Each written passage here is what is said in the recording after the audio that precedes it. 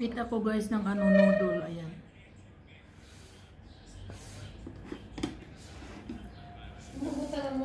Kain tayo with spicy. Ha? Yes. Spiciness. Kain tayo mga kababayan.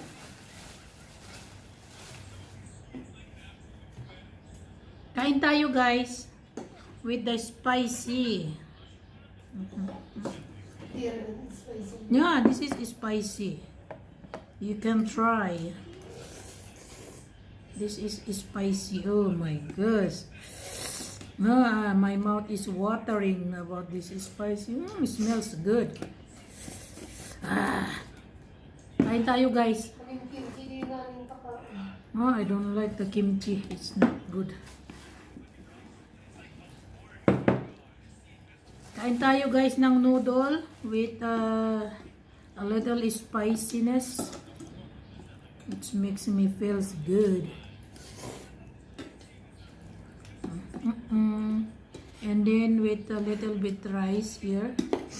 And with banana also guys. Let's eat.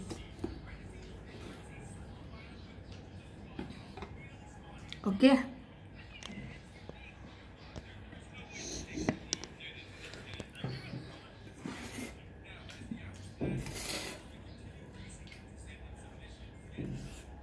Wala, nawala na yun. Wala na tayong music guys. Hindi na ako nagpa-music kasi kakain ako.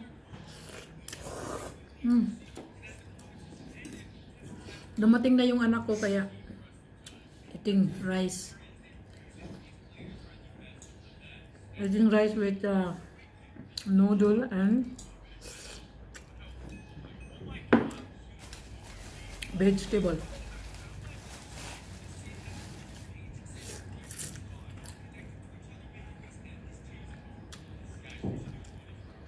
Mukbang ito guys, mukbang.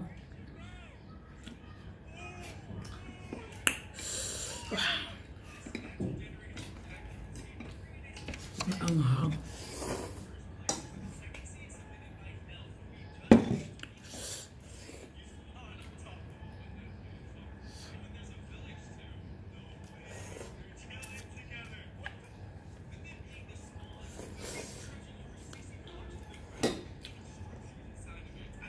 Mukbang.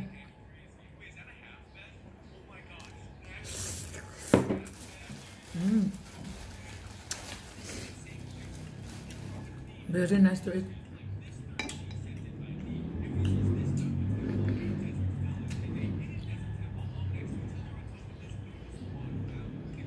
Kain tayo.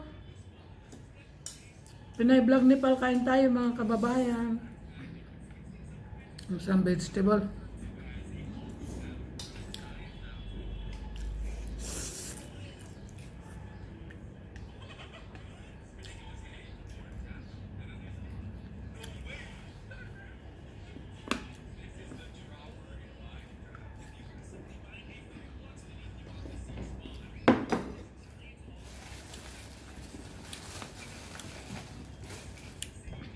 Ang sarap na iulam yung noodle at saka kanin guys, ang sarap.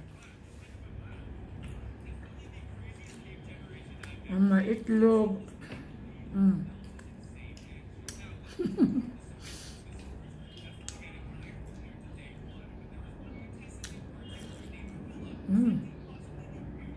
Yummy. Kain tayo guys.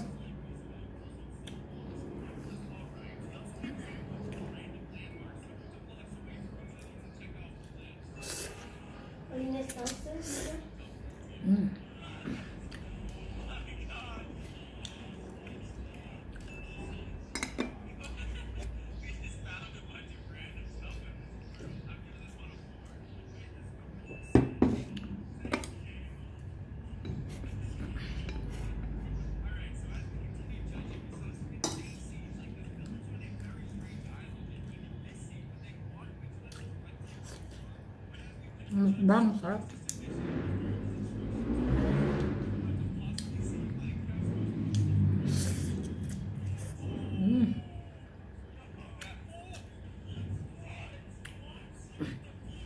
Lalo siyang sumasarap guys, lalo na may ano, spicy. Oh my gosh.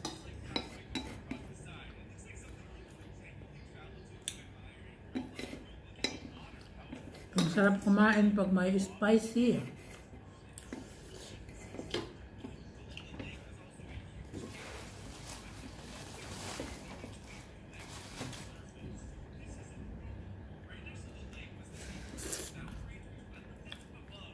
Ayun siya, ayun ha.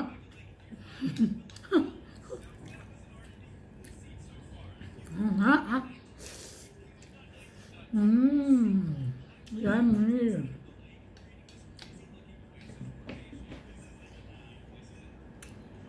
Yummy noodle with the rice. My rice.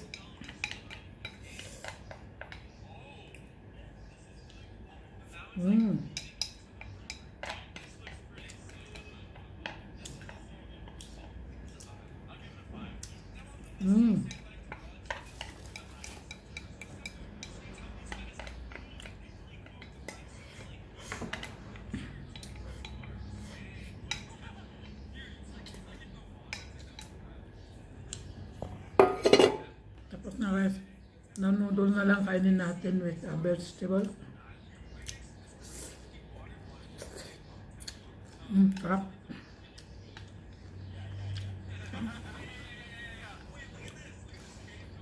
Tapos yung spicy niya guys, ang sarap, may spicy.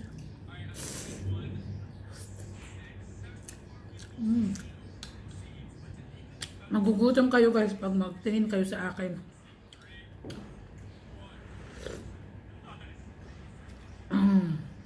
Tapos ang bagal akong kumain.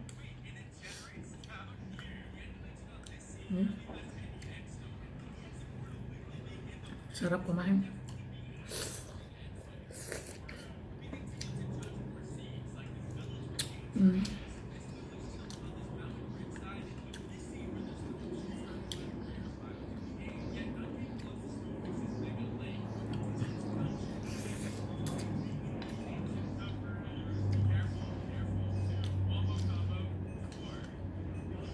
Sarap.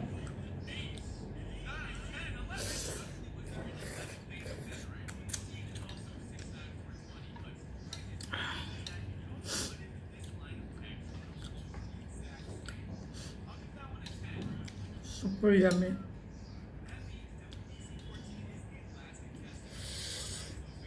Crostani guys, chili.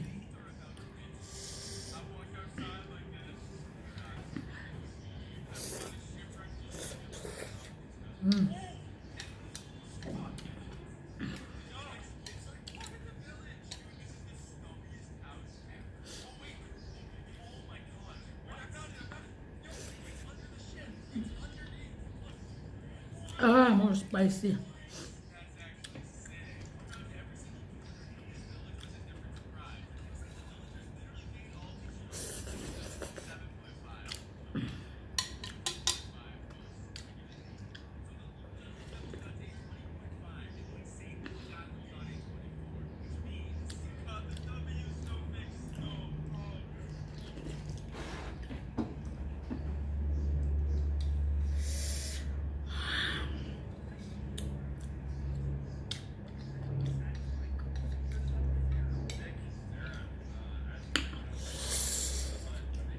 Sarap.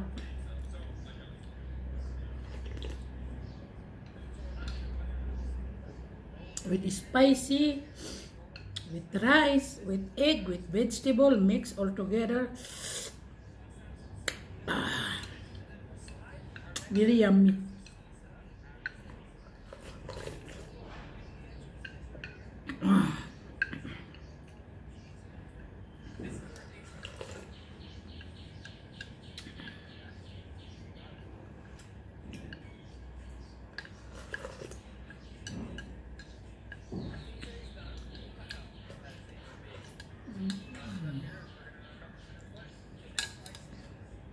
Yummy. Now we're going to eat a banana. Isu dito, sorry. May kalan na yun. Now with banana, guys.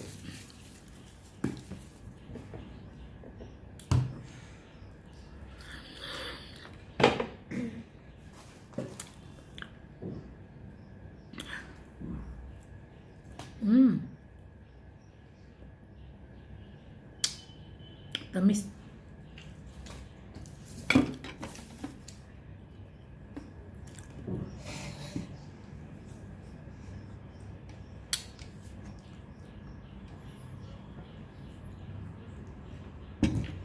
Alam nyo guys, ang sarap kumain. Paano kaya yung mga nagmumukbang guys, yung mga nagmumukbang ng mga 10 bowl, ang dami-dami, no? Paano nila makakayang kumain nun? Siguro parang may iniinom sila na gamot, ano guys. Kasi ako, tingnan mo ha, isang packet ng YY noodle, sandali lang guys. Ito guys ha, ang kinain ko, isang packet na YY noodle yan. Isang packet nito. Paano yung ibang tao, yung nakikita ko na mumukbang na ganun karami, no? Nakakaya nilang kainin. Di ba guys, yung ganun karami, nakakaya nilang kainin. Paano yun? Mantala, ang ating intestine ay maliliit. Siguro, may iniinom ba yan sila, no, guys? Gamot o ano? Kasi, ang normal na tao, pag kumain ka, kahit isang noodle, busog ka na, hindi yung 10 plato, 10 bowl, mauubos mong kumain. Diba? Nakakaano naman yun. Shout out YY Noodle, baka naman dyan. YY Noodle, baka naman.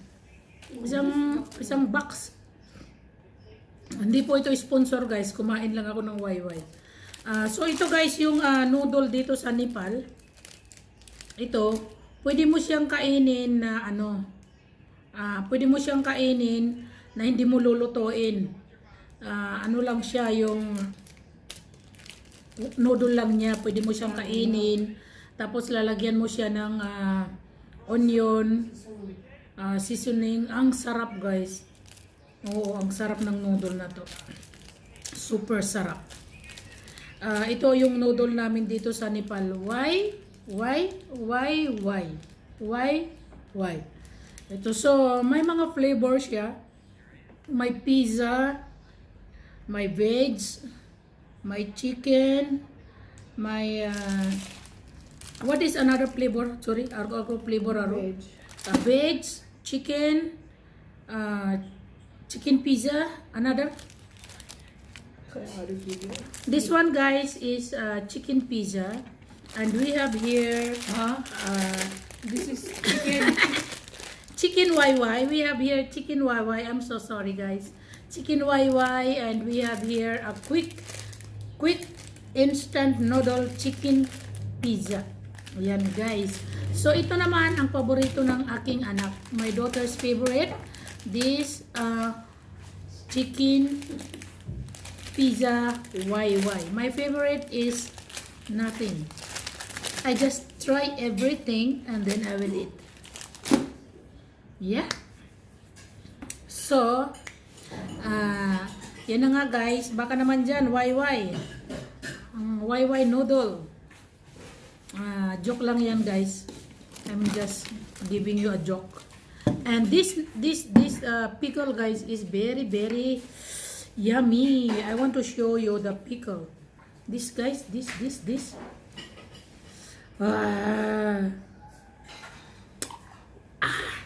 Ang sarap nito siguro ihalo sa sa chicken.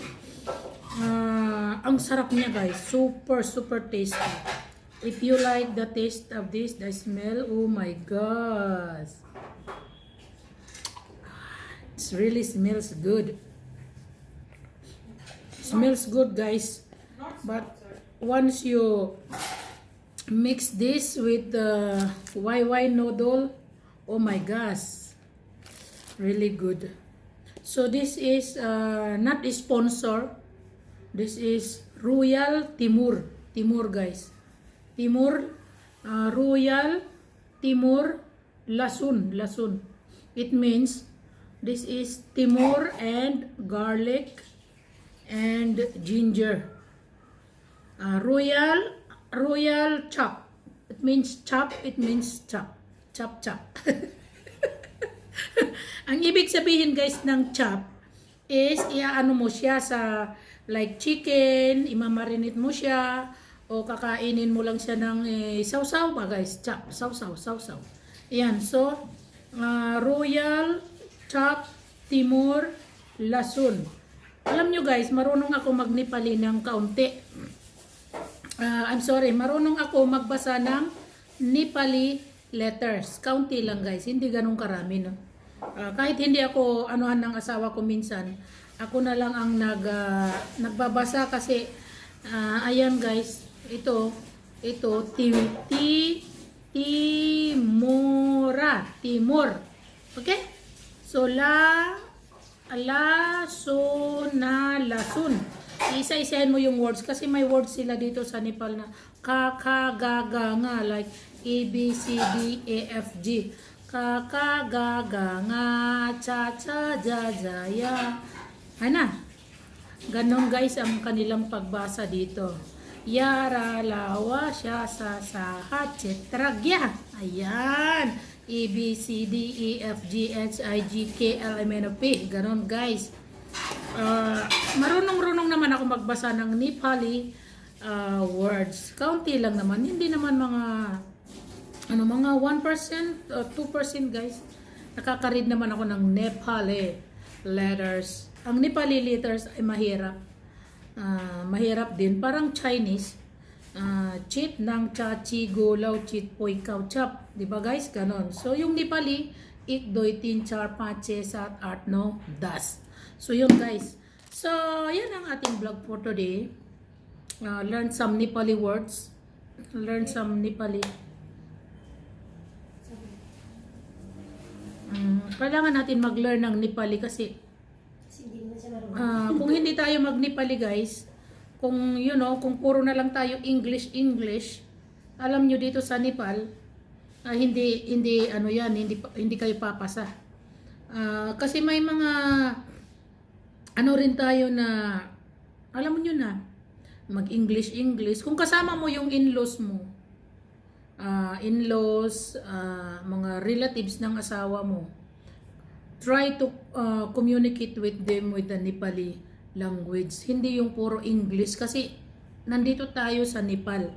Ang Nepal guys ay kailangan natin matuto mag-Nepali, hindi puro English. Okay guys, para ma-communicate ninyo yung mother-in-law, father-in-law, sister-in-law, brother-in-law, kailangan we have to speak in Nepali. So, kung mahirap kayong matuto mag-Nepali, try to communicate with your children, with your kids. Alam mo, yung para kayong magbabasa ng ABCD, dahan-dahan, di ba? Kasi, hindi naman talaga katulad sa atin sa Pilipinas, di ba? Sa atin talaga sa Pilipinas, English, Tagalog. Dito sa Nepal, mostly, pag pumunta ka sa opisina nila, sa mga office, talaga, kailangan marunong kang mag-Nepali. Hindi yung puro English, kasi hindi ka maiintindihan. This is Nepali, not America, not UK, not Australia. Nepal.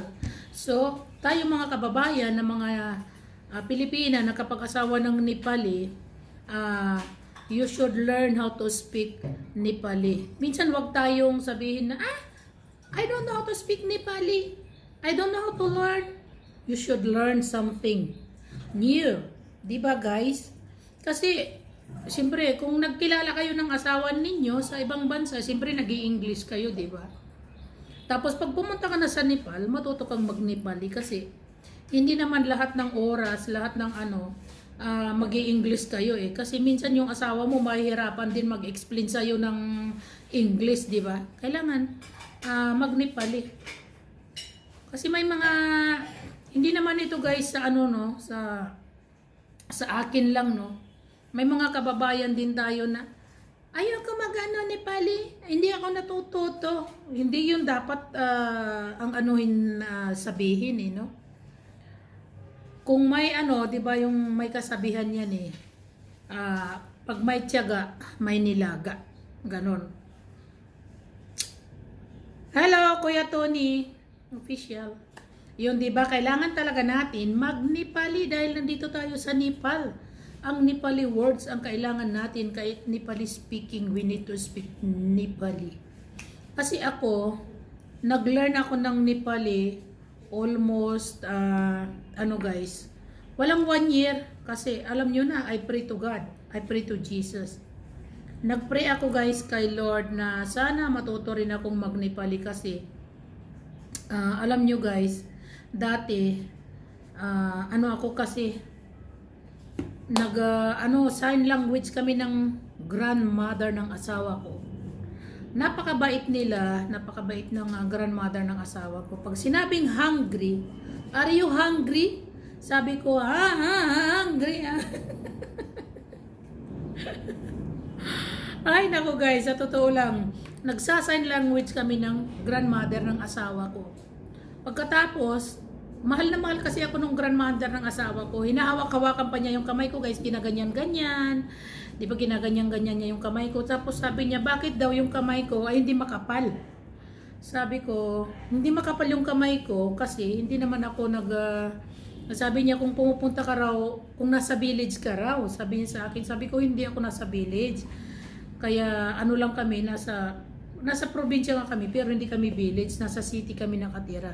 Kahit naman mahirap guys, di ba? Sabi niya, every time na guys, mag-uusap kami ng mother-in-law ng lola ng asawa ko. Hawak talaga yun sa kamay ko, gaganon siya. Pagkatapos gaganon yung gaganon-ganonin, haplos-haplosin niya, sasabihin niya, ang ganda ng kamay mo, ganon-ganon. Hi, Ate Nini Ilongga, big love shout out. Hinahaplos niya yung kamay ko, ganon-ganon, sabi niya. Sabi niya, hindi ka ba nagtatanim ng palay? O ganon. Sabi ko, hindi ako nagtatanim, Lola. Sabi ko, hindi ako marunong magtanim. Ganon-ganon. Pero sabi niya, okay. Ang bait ng lola ng asawa ko. Pagkatapos guys, pag kumakain na, nung kakain na kami ng kanin, sasabihin niya na, aw, sabi niya, sabi ko, sabi ko, para kaming mga ngula guys. Nakakatuwa talaga yung, naalala ko talaga yung lola ng asawa ko guys, na napakabait. Tapos alam niyo guys, I think para sa akin napakaswerte ko sa pagpasok sa family ng asawa ko kasi alam niyo guys, nung bago talaga ako, nilulutuan niya ako ng pagkain. Pero mo, ganun, diba, lola na yan, lola ng asawa ko, nilulutuan niya ako ng, may niluto siya sa akin na halwa. Napakasarap siya guys magluto, nilagyan niya ng maraming gyu. Snacks yun guys, kasi nung nakatira ako sa kanya, pag alas 2 na guys, pag alas 2 na ng hapon dito sa Nepal, maggagawa na siya ng snacks. Siyempre ako naman, trinay ko yung halwa na yun pala ay, para siyang, sa atin yung budbud, yung corn flour.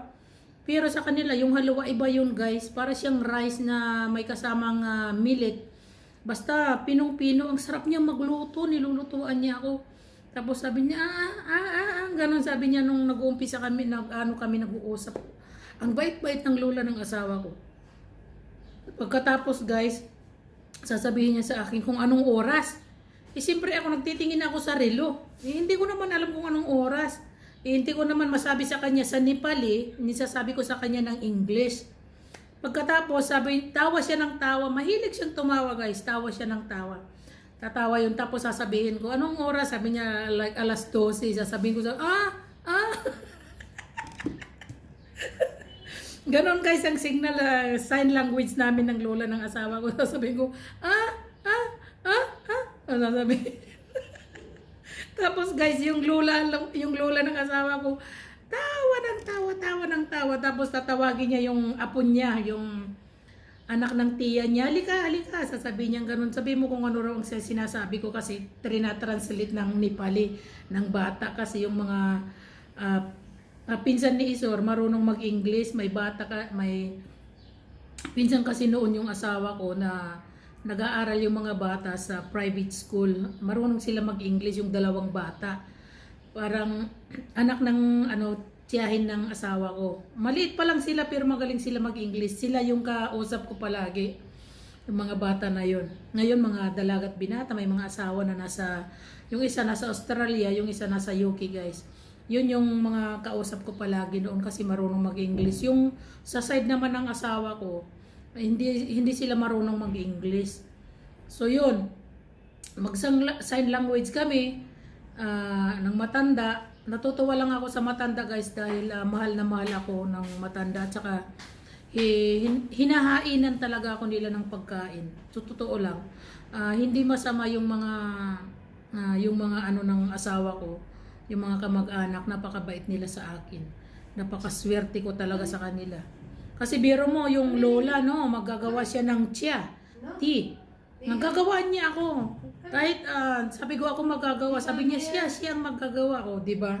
Ganun talaga. So, I think sa akin guys, dito sa Nepal, napakaswerte ko talaga. Napakaswerte kong Pinay. Okay, hanggang dito na lang guys. Bye-bye! I am very lucky to my family in Nepal. The best, the best, the best. Guys, nag-vlog kasi ako dito, kaya yan. So kayo guys, kayong mga Pilipina dito sa Nepal, talagang sa ko lang no, wag tayong mag-arte-arte, makisama tayo sa mother-in-law, father-in-law, sa family ng asawa natin. Kasi sila lang yung ating pamilya dito sa Nepal. At saka kung may inuutos sila minsan sa inyo guys na hindi naman mabigat, anuhin nyo, makibagay kasi kayo eh. Kasi as a buhari, as a daughter-in-law, kailangan nating makibagay sa family ng asawa natin.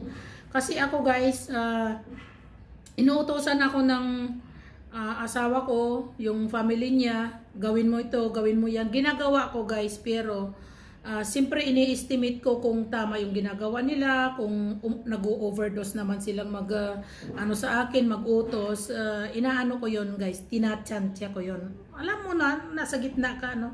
Hindi ka pwedeng magpaangat na sobra naman, hindi ka naman pwedeng magpababa ng magpababa. Kailangan nasa middle ka talaga. Kung baga sa ganito guys, wag mo siyang pupunuin, no? Hanggang diyan ka lang sa gitna. Ganyan. So, yan na nga. Basta ako napakaswerte ko sa asawa ko dahil yung asawa ko guys ay sa akin yung ano ba siya sa akin? Yung nasusunod niya ako kung anong sinasabi ko. Sunod-sunuran talaga yung asawa ko dahil mahal na mahal ako ng asawa ko. So, yun na nga guys ang ating pinag-usapan.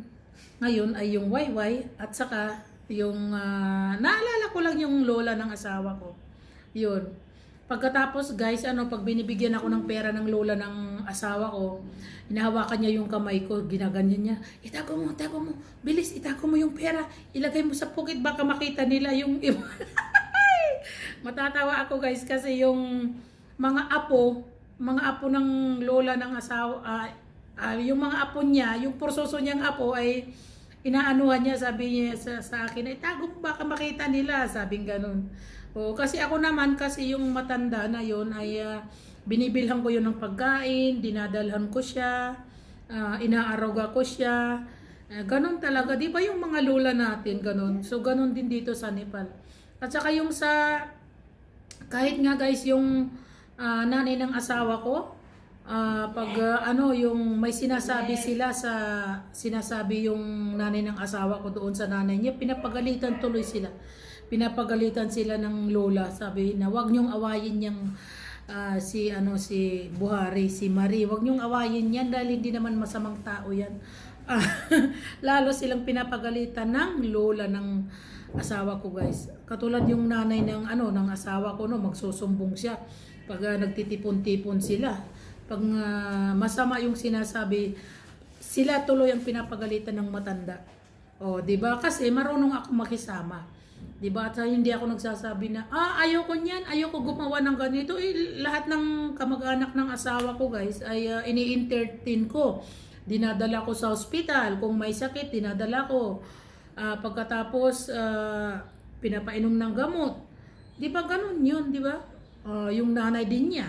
Yung nanay din ng asawa ko, ini-entertain ko. Eh siyempre, minsan nagkakataon lang kami na nagkaroon ng misunderstanding dahil siyempre ang ano kasi niya na sunod-sunuran eh hindi naman ako pwede ng ganun guys, di ba? So okay na, 30 minutes na pala to. Bye bye. Sa susunod naman mag-ano ako sa inyo. Magsabi uli. Bye bye.